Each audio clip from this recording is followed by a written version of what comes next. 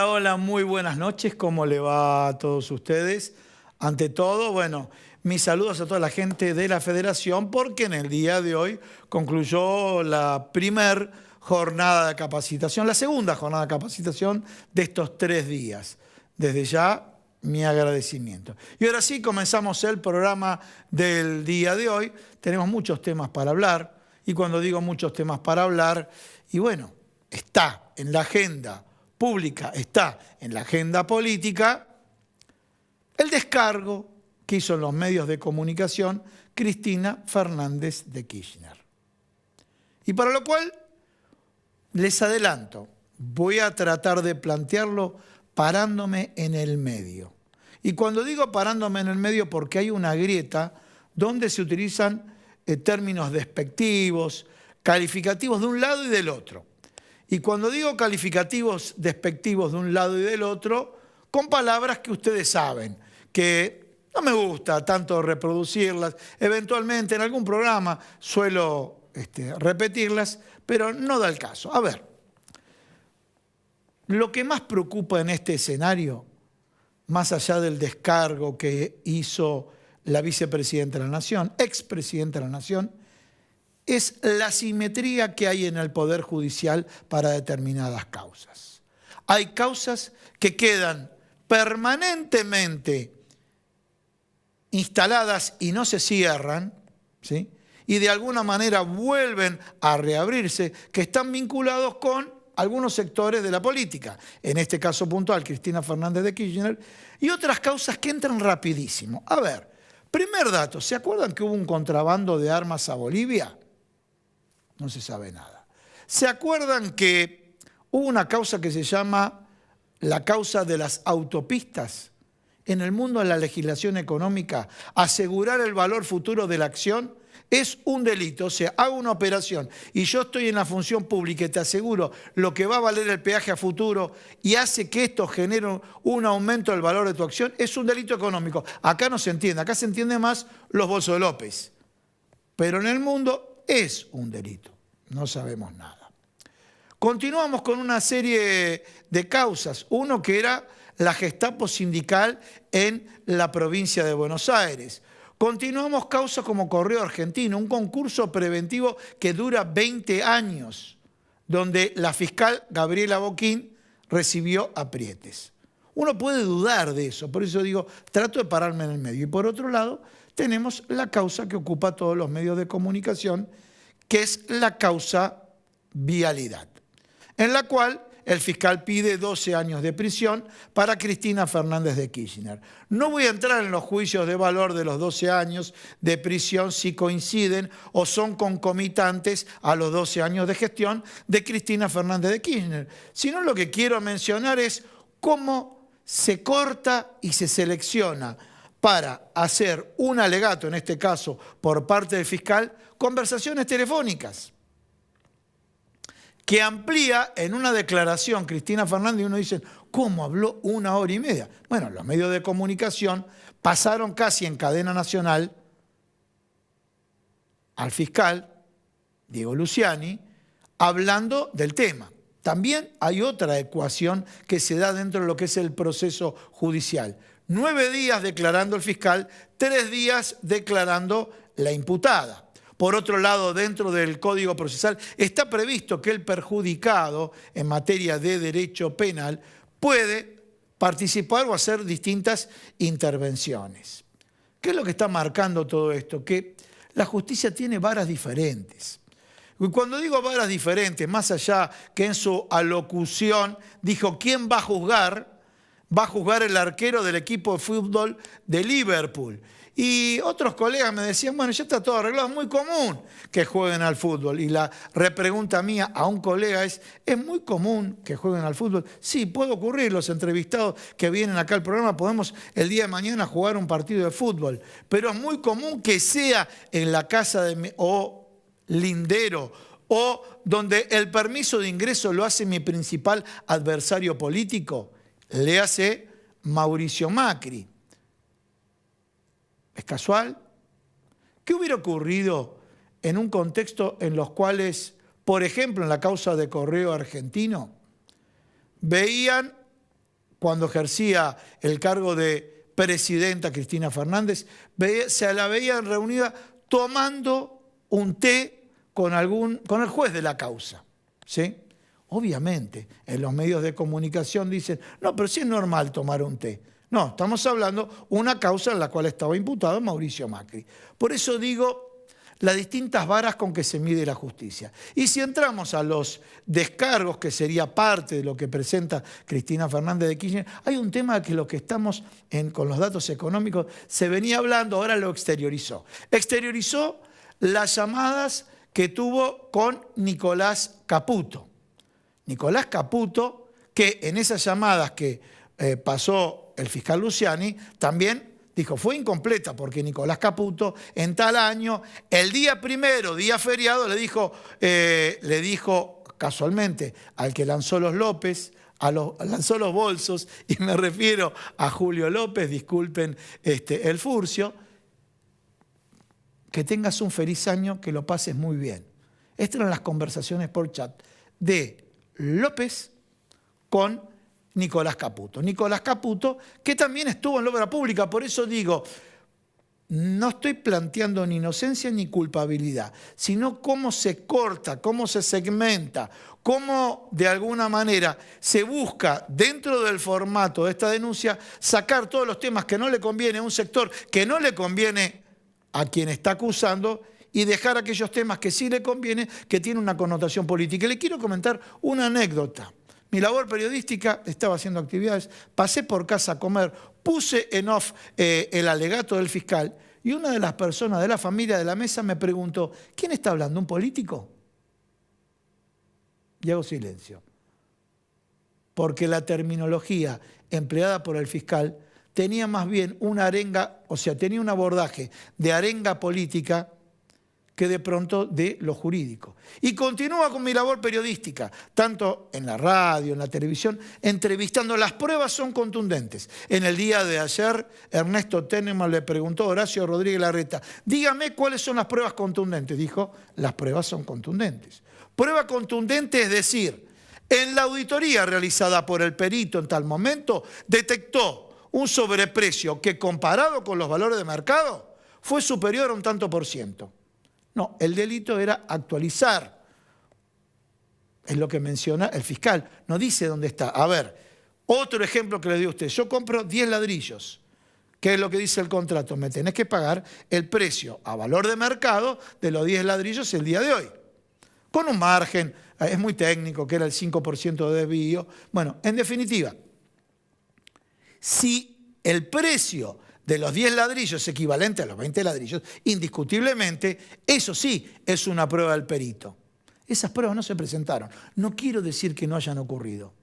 Esas pruebas en el alegato no se presentaron. Y eso es lo que está marcando que hay una conducta muy sesgada. Entonces, las conversaciones telefónicas ininterrumpidas de Nicolás Caputo con el lanzador de bolsos. O sea, el lanzador de bolsos está vinculado dentro de la trazabilidad al kirchnerismo o a funcionarios que integraron al kirchnerismo, pero también dentro de la trazabilidad, el que arrojó los bolsos está vinculado a funcionarios muy cercanos a Juntos por el Cambio. Entonces, un dato que no se menciona. Y otro dato que se habla mucho y que fue muy tapado en los medios de comunicación, el tema de los dólares.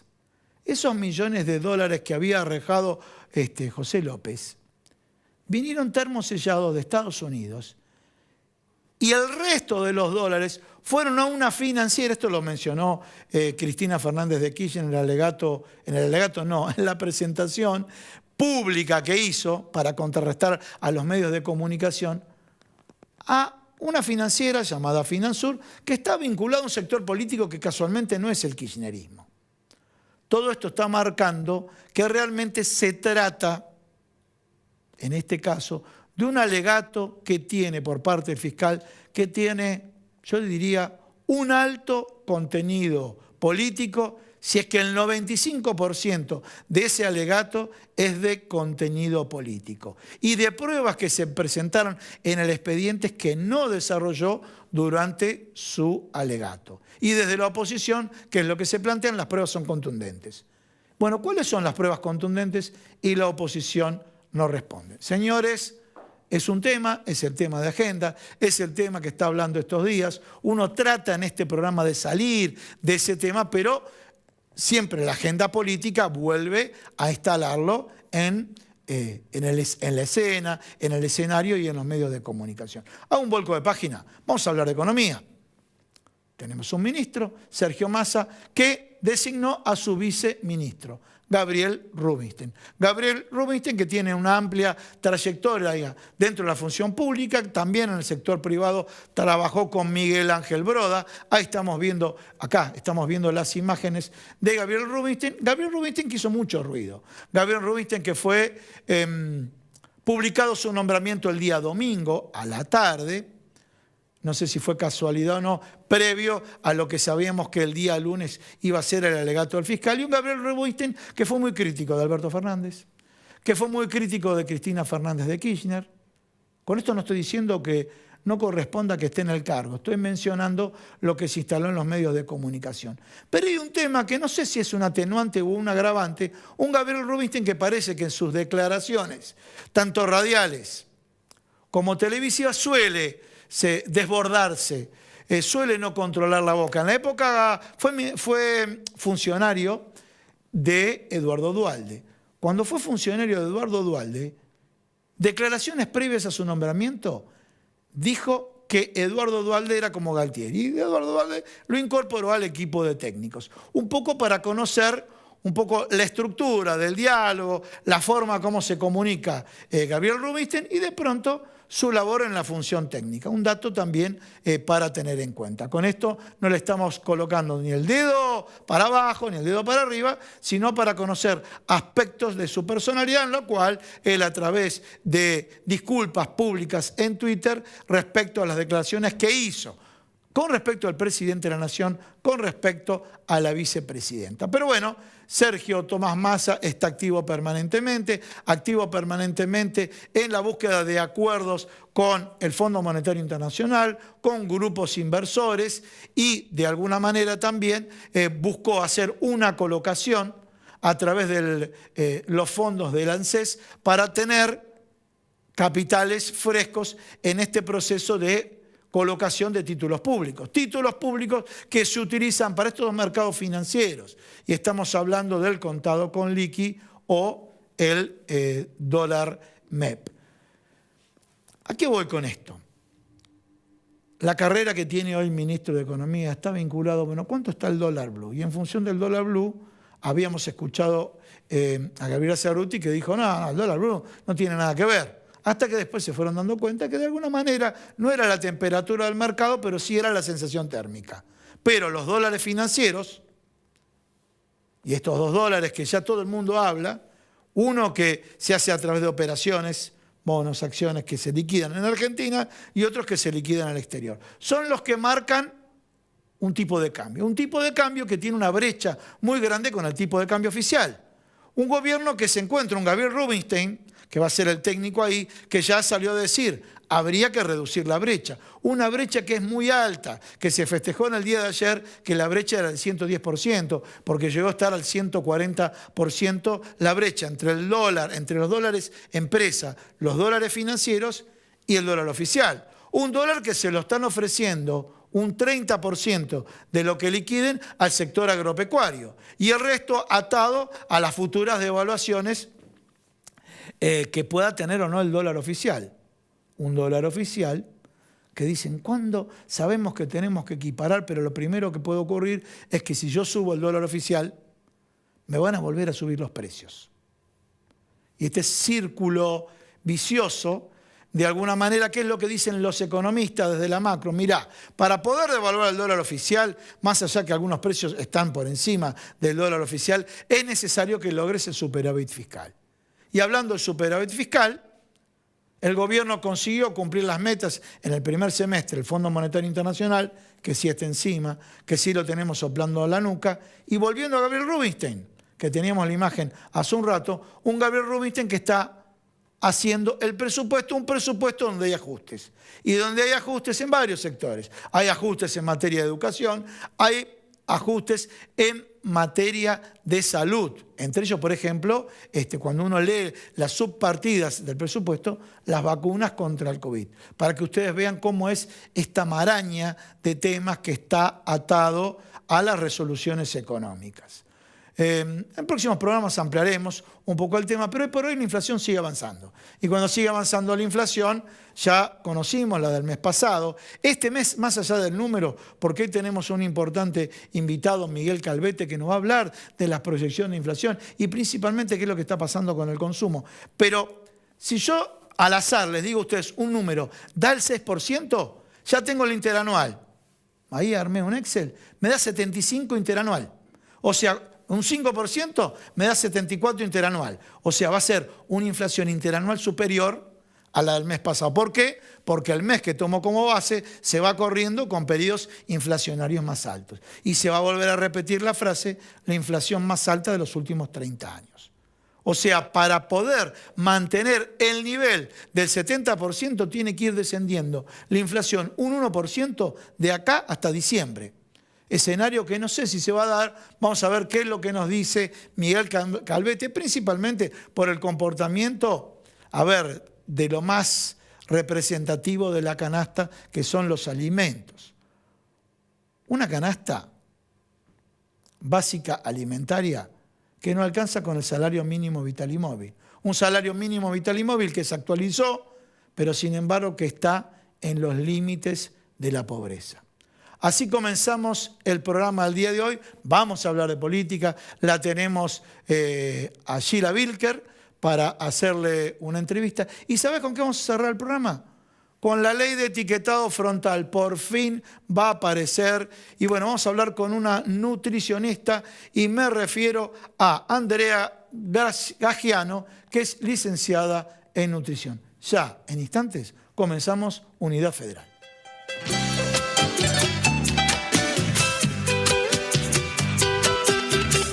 Bueno, señores, en este primer bloque la tenemos ya en conexión vía Zoom a Sheila Wilker. ¿Cómo te va, Sheila? Buenas noches. Gustavo Idoyaga te habla. ¿Cómo andás? ¿Qué haces, Gustavo? Un placer volver a verte. Lo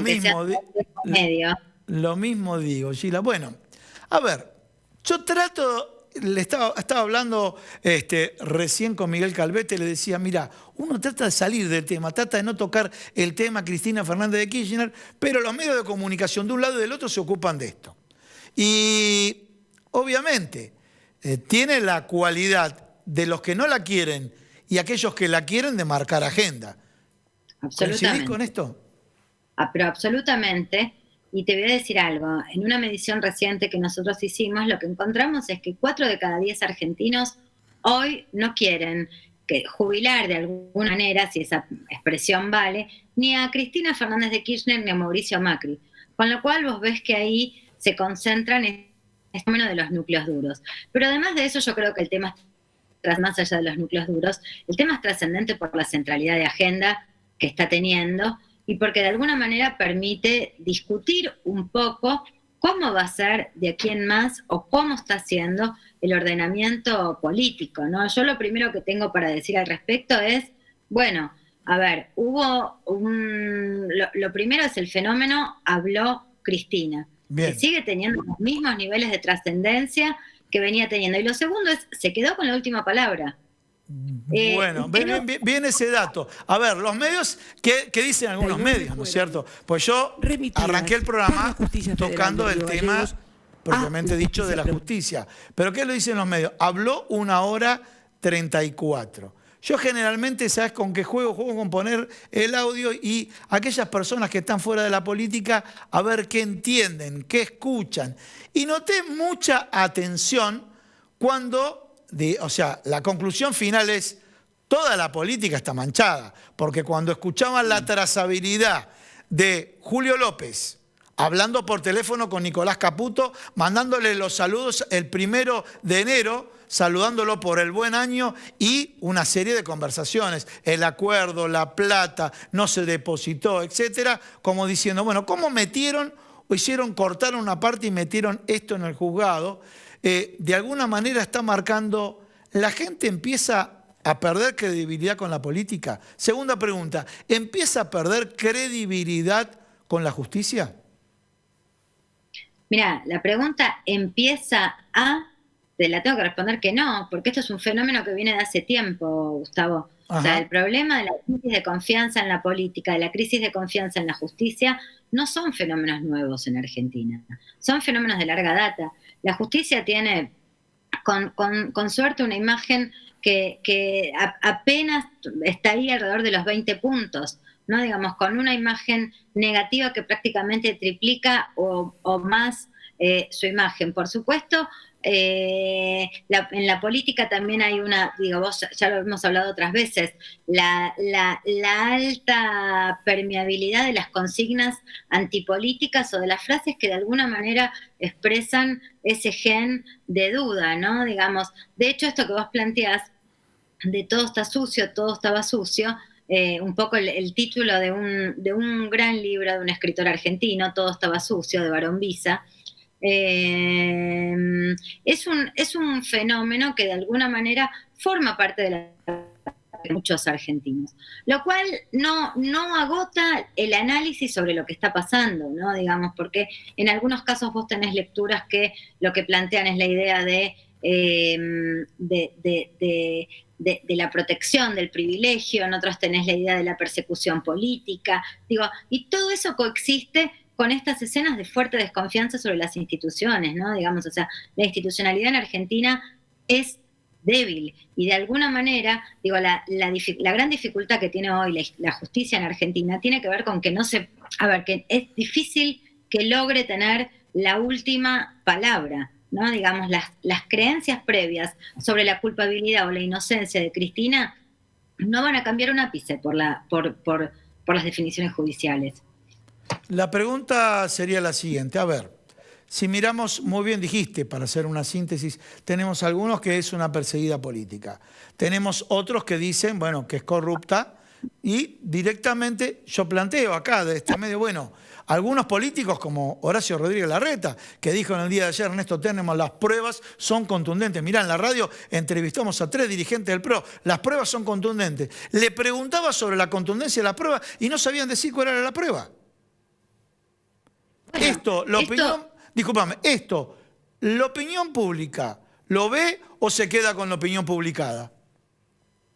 Mira, hay de todo, hay de todo. Hay que decir que la creencia previa, por lo general, está asentada, pero vos tenés un segmento de la sociedad que es más blando y yo te diría más permeable a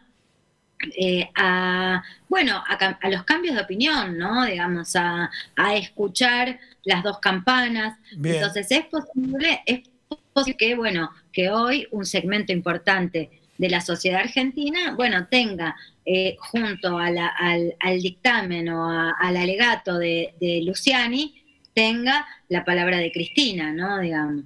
Entonces, yo creo que esas cosas efectivamente juegan y me da la impresión de que la escena es ambigua, ¿no? Digo, cuando uno piensa en Cristina ejerciendo este derecho a defensa de un modo un poco también transinstitucional, ¿no? Digamos, porque es un derecho a defensa que la justicia de alguna manera no permitió que sea dicho en esta ocasión. Bueno, lo que vos ves es una fortaleza tremenda y al mismo tiempo una impotencia tremenda, ¿no? Digamos, ves como los dos fenómenos en simultáneo. A ver, te hago una pequeña interrupción acá y seguí con tu línea editorial, pero yo digo lo siguiente, a ver, del punto de vista de la comunicación, uno diría, está cansado volver a escuchar a Cristina, pero a ver, hubo un fiscal que hizo alegatos durante 9 días. ¿Sí? Sí. Más allá del derecho procesal, más allá que la persona o posiblemente perjudicada tiene derecho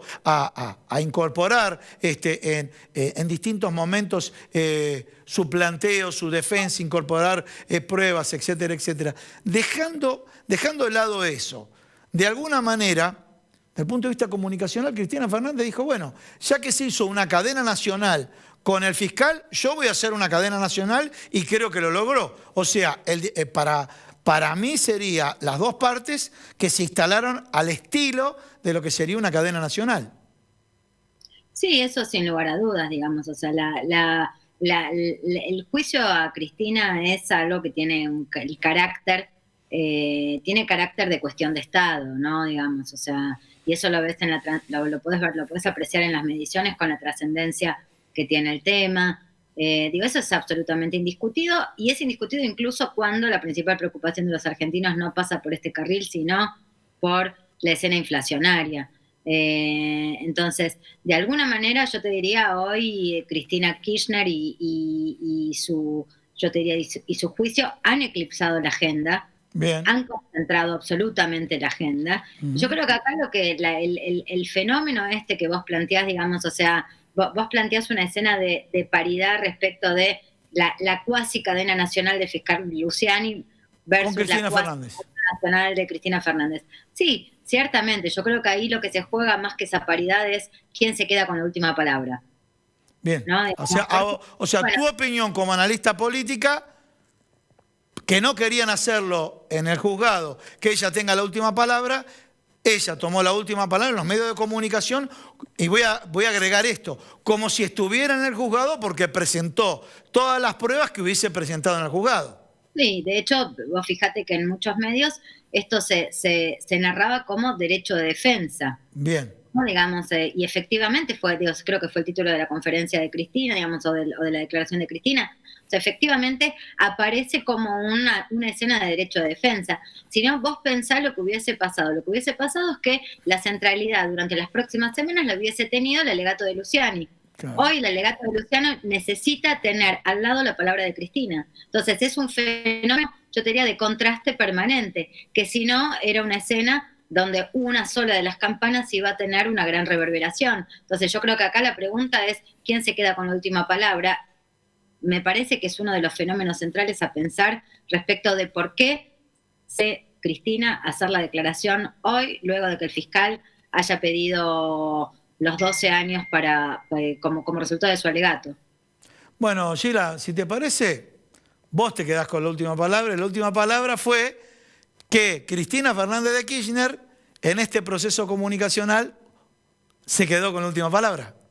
Sí, absolutamente, y me parece que eso es un acierto por parte de la vicepresidenta en este juego que ya trasciende la esfera judicial. Muchísimas gracias, Sheila. Un placer, Gustavo. Señores, vamos a un corte, quédate con nosotros que ya lo tenemos acá en estudio a Miguel Calvete. ¿Qué es lo que pasa con el consumo? ¿Qué es lo que pasa con los precios? No te vayas, porque mientras que te van poniendo el tema del juicio un lado del otro, los precios siguen subiendo en instantes acá.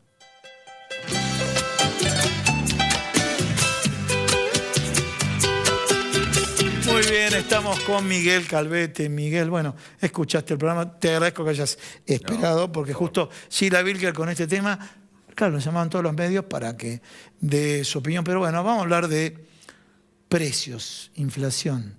Yo hice un dato estadístico, sin tener datos de lo que estaba pasando, que me lo vas a dar vos. Bueno, si da un 6, va a ser un 74 interanual, un 75, depende el número que dé, y si se mantiene puede llegar 80, 90, lo que dicen algunos. Sí, respecto bueno, siempre es un placer escuchar a Sheila, y te hago un paréntesis respecto a lo que decían, porque obviamente es un tema que enmascara toda la problemática del país, el tema de Cristina, más allá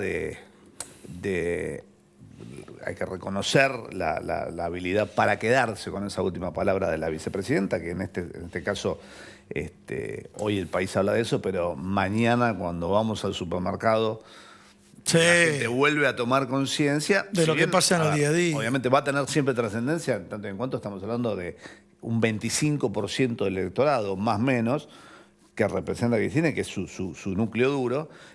Sin lugar a dudas, esta exposición, tanto para la vicepresidenta como para la oposición, le viene bien a los dos, y creo que es una herramienta de marketing excelente, ¿no?, para ambas partes. Pero volviendo al tema... Herramienta de marketing. Yo creo que está manchado de los dos lados. Creo que está manchado de los dos lados. Por eso, pero creo que posicionan a las dos partes. Y bueno, estamos a nada de las elecciones. Yo creo que, mira, si vos sos fanático de un músico, vas al recital y ese músico desafinó, y si sos fanático decís que no desafina. Se le perdona todo. Sí, no, decís que no desafina porque sos fanático de ese músico. Yo creo que en los dos núcleos pasa eso, ¿no? Pero bueno, vamos a ver cómo sigue el tema. También hay que tener en cuenta que esto va a terminar dentro de 5 años, Sí, en el sí. mejor de los casos, ¿no? Falta todavía la sentencia, casación, la corte, y bueno, creo que es un poco presuroso hacer juicios de valores, y también hay mucha imprudencia por parte de muchos medios, ¿no? De Sí. ambas partes. Vamos al tema de inflación. Vamos ¿Qué onda? al tema. Bueno, Te dice la gente, ¿qué onda? A ver, la gente en realidad lo que le preocupa es que perdió en el último año casi entre un 22 y un 24% de su capacidad de compra, Sí. sobre todo los sectores más vulnerables, ¿no? Los sectores de menos ingresos. ¿Por qué? Porque tienen casi entre un 50 y un 54% de su ingreso lo compone la canasta alimentaria. Entonces, y es donde más impacta. Tenemos ¿El 54% del sector más vulnerable o de la clase media?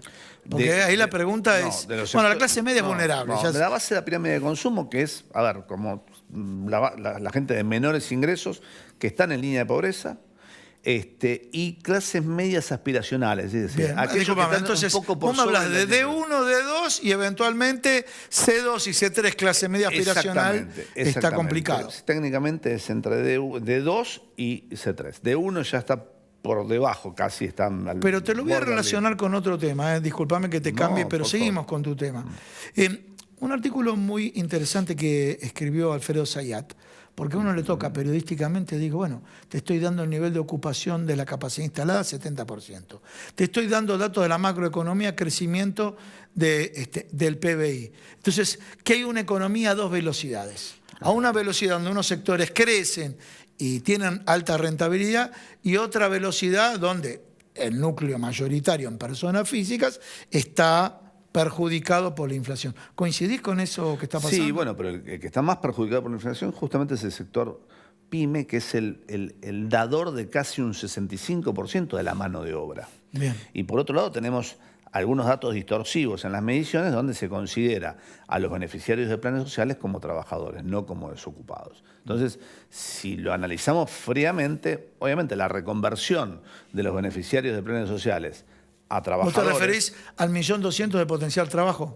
El 1.200.000 de potencial de trabajo. Eso cambia muchísimo los números en lo que es ocupados, desocupados y subocupados. ¿Y qué ocurre? Argentina tiene casi un 46%, un 45%, vamos a redondear, de economía en negro, absolutamente informal.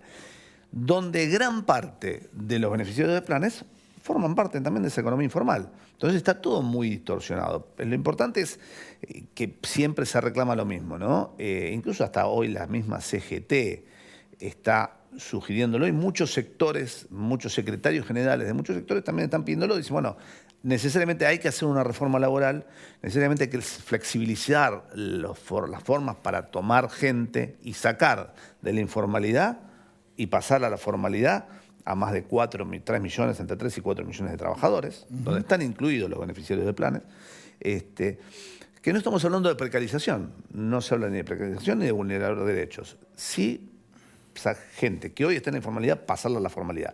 Porque aparte, el hecho de que pasen a la formalidad, comienza todo el andamiaje de los aportes previsionales, de la cuota sindical, es decir, creo que beneficia a todo el tejido social.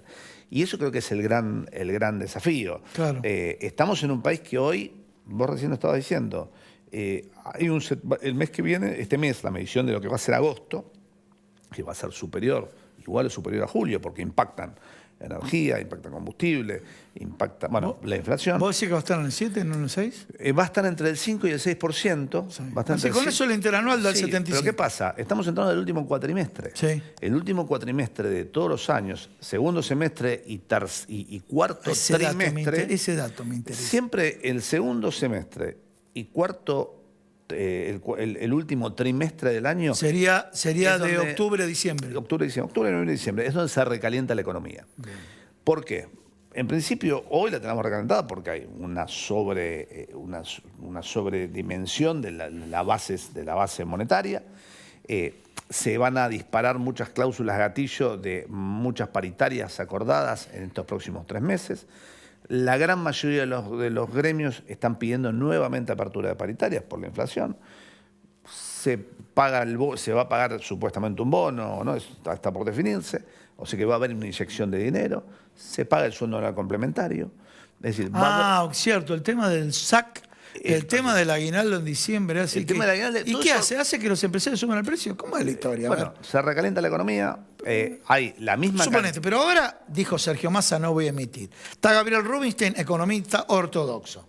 Sí, bueno, Vos me decís, a ver. pero yo le meto el aguinaldo y los empresarios bueno. me van a subir el precio. El aguinaldo, seguramente algún bono. No, pero digo, Y en pero con muchos ese casos- dato, Es que hay un tema fundamental. Tenemos casi un 30% del aparato productivo ocioso. Es Sí. decir, no se está produciendo, ya sea por falta de insumos, por falta de previsibilidad, por X motivos, y sobre todo los sectores medianos y pequeños, están hoy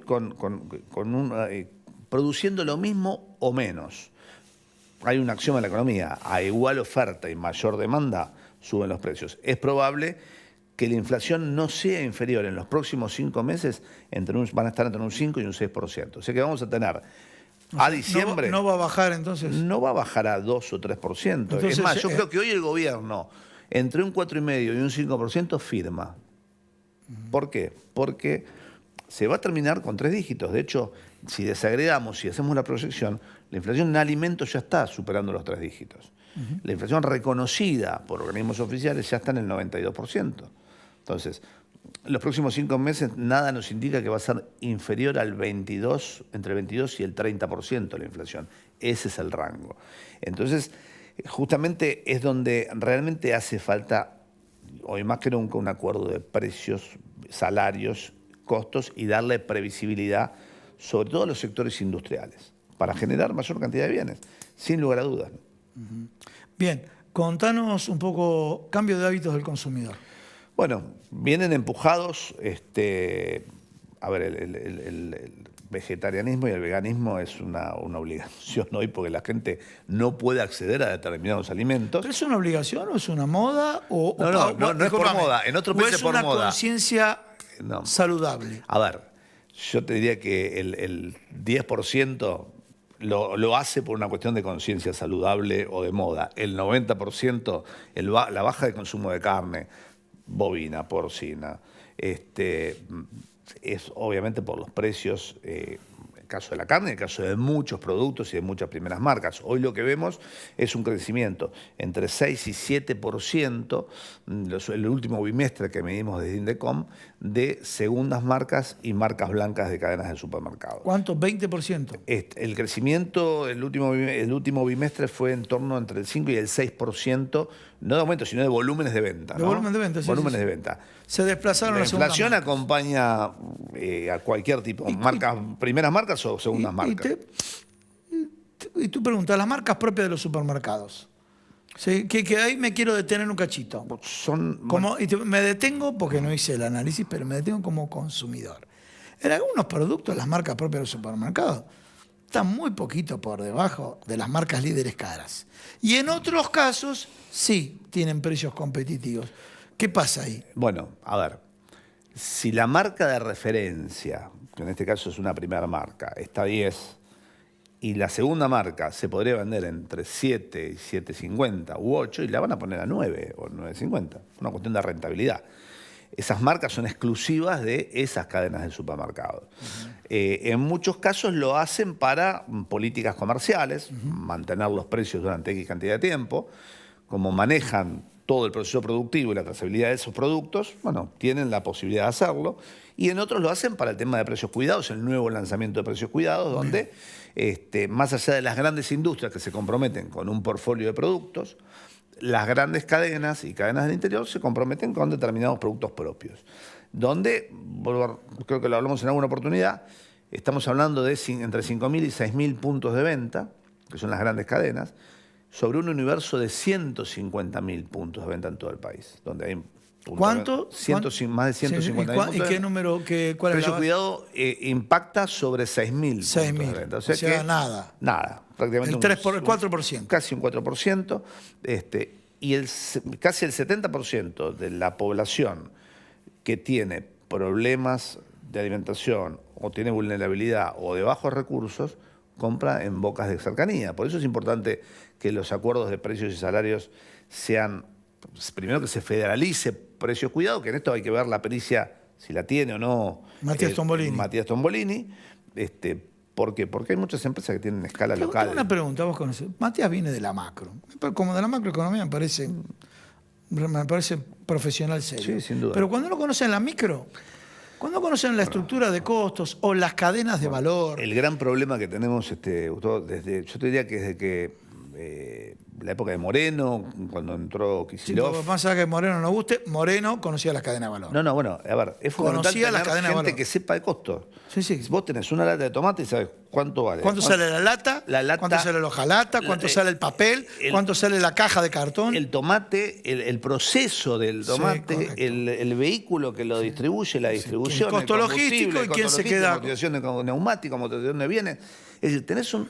Y en función de eso se puede armar un costo. Hoy, en la Secretaría de Comercio, no hay gente que sepa de estructura de costo. Entonces viene don XX, supermercado, o XX, empresa alimenticia, y dice, bueno, a mí me sale 10 pesos. ¿Y por qué? Y por todo esto. Pero no tenés profesionales para analizarlo. Entonces es fundamental. Esto lo hablamos con la gente de CAPIMA, que es la Cámara de la Pequeña y Mediana Industria de Alimentación, Sí. donde hay muchas, casi 8.000 empresas que tienen llegada local. Muchas de ellas tienen escala de entrega regional o provincial, municipal. Por eso de ahí ellos sugerían el tema, que es una muy buena idea, de federalizar precios cuidados y delegar en intendentes y en gobernadores la posibilidad de armar sus propios precios cuidados. Estás Bien. pagando la yerba más cara en Corriente que en Neuquén. Es una locura. O el azúcar. Inclusive, para cerrar la nota, inclusive vemos que algunas marcas, y vi una vez que le hicieron una entrevista, algunas marcas, por ejemplo, hasta de pan, sí, de pan lactal, que no se conocen, que están en los supermercados de proximidad, si queremos llamarlo chino y demás, algunas marcas llegan a precios competitivos a estos supermercados y son poco conocidas, ¿no? Mucho más barato que esas marcas blancas de las grandes cadenas. Bien. En muchos casos hasta un 20% menos. Por eso, aparte ocurre también con las compras del Estado, ¿no? El mismo Ministerio de Desarrollo Social, es decir, compran a precios también por debajo de lo que dice la CIGEN, ¿no? Pero, Sí. Sí, el precio público de la leche primera marca Exacto. la compran 20% por Y debajo. vos tenés Pero no tal vez- obstante, hay otros leches que son más tenés baratas que esa cooperativa primera de Sunchales que te la cobran un 30% menos. Claro. Entonces, realmente en eso creo que debería haber, si bien existe una reglamentación de compra argentina y demás, compre local, o compre pyme, pero debería ser un poco más rígido eso, porque muchas pymes están fuera de toda esa estructura, lamentablemente. Miguel, muchísimas gracias por haber venido. No, gracias a vos. Señores, no se vayan, se quedan con nosotros acá en Unidad Federal.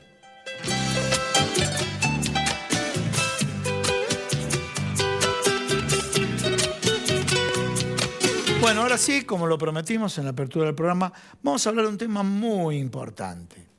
¿Qué hace a la conciencia? ¿Qué hace a la salud? ¿Qué hace a la transparencia en la comercialización de productos? ¿Qué es la ley de etiquetado frontal? Su implementación, las características que tiene la misma. Y por eso estamos con la licenciada Andrea Graciano. Muchas gracias por venir, muy buenas noches. Gracias a ustedes por la invitación y por la posibilidad de hablar de este tema. Está bien, bueno, contanos un poquito.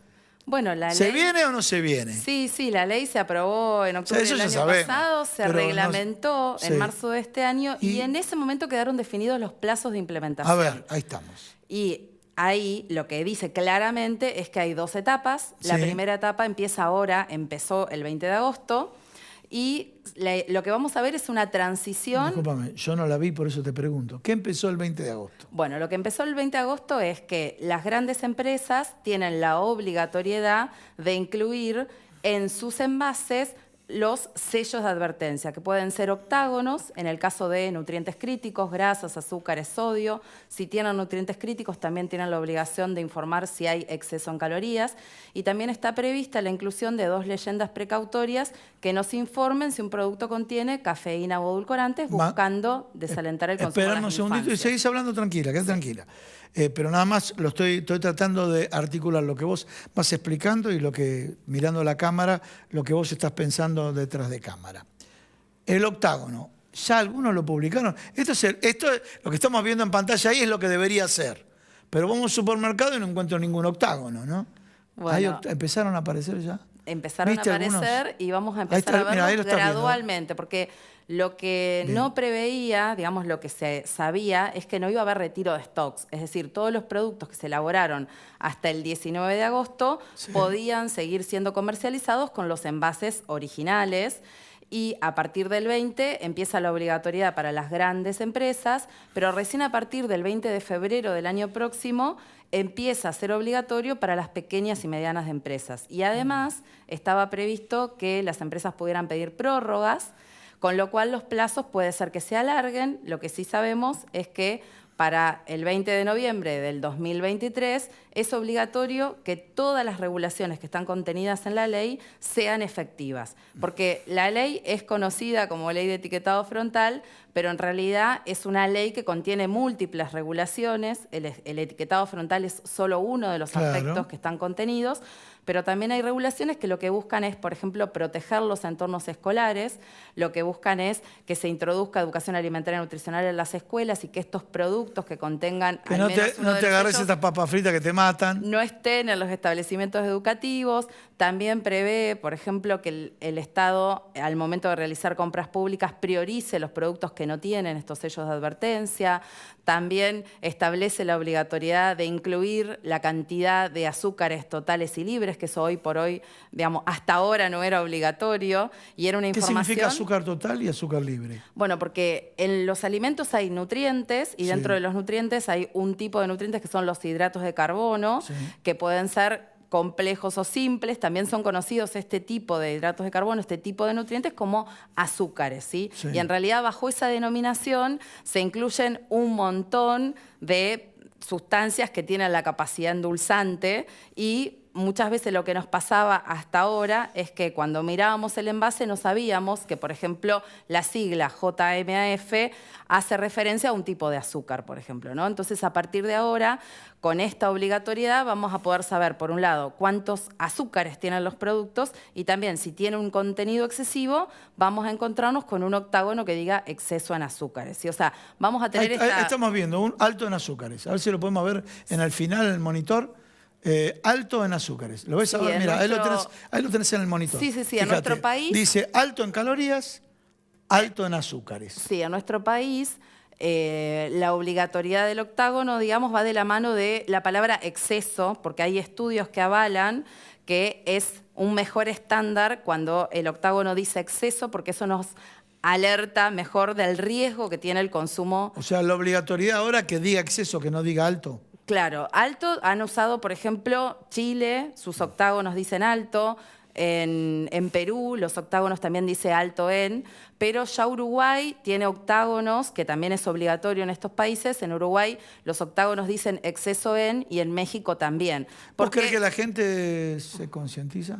Sí, lo que muestra, digo, más allá de que a esta altura hay un montón de evidencia científica, un montón de estudios que investigaron distintos aspectos, también hay países que ya lo vienen implementando desde hace algunos años y lo que muestra la experiencia de la implementación es que la población valora la información nutricional cuando aparece presentada de esta manera, en forma clara, sencilla.